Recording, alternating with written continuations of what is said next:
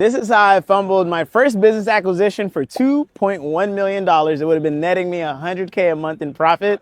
Let's talk about the deal and let's talk about what went wrong and also how I'm going to close it the next time. It's been a goal of mine for over the last 6 years to acquisition my first business. I wanted to buy a franchise first, but in this case, it just came to buying out a business in general. There's a couple of different websites you can look at that I will list out here. Boom, boom, boom. You can go and find different businesses that are for sale. So I went ahead and reached out via LinkedIn to the different owners and told them I was interested in buying your business. I'm an entrepreneur from Atlanta.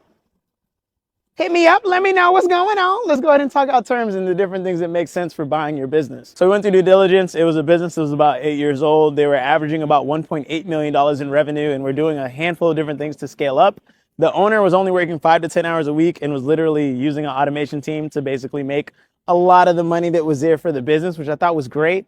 They had a lot of business to business sales, but they didn't have a lot of direct to consumer sales. And I was like, bet, like I see what's possible and I see how we can blow this up.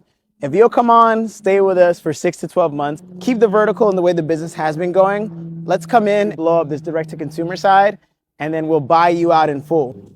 Yeah, this still hurts as I think about what went wrong, but it was super fun learning, right? So the way they structured the deal was $1 million was what they were going to be purchased for. We had $1.3 million coming from bank financing. We had them carrying seller financing note for about $500,000, and they were coming to the table with $300,000. They were going to carry that note for about 5 years, 11% from the bank financing, 5% from the seller financing, and then we had investors that were coming to the table for about $300,000.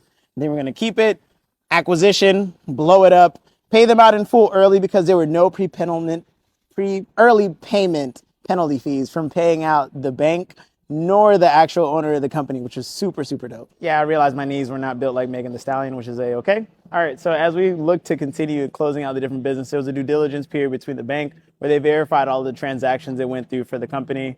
There was about a discrepancy, about $400,000 that they needed to clear up. So we went ahead and figured out exactly how that was going to work and what was wrong between the accounting of the company and the different things they looked through as far as the terms and the sheets that they submitted. So the deal fell through because there were discrepancies as far as like underwriting and making sure that everything about the business matched up on both sides, and it's unfortunate and it's sad. However, I learned a whole bunch, and I also learned that in the short manner of about 30 days, you can buy a multi-million-dollar business without too much money out of your pocket, syndicating amongst some friends and get some good money from the bank to make it all possible.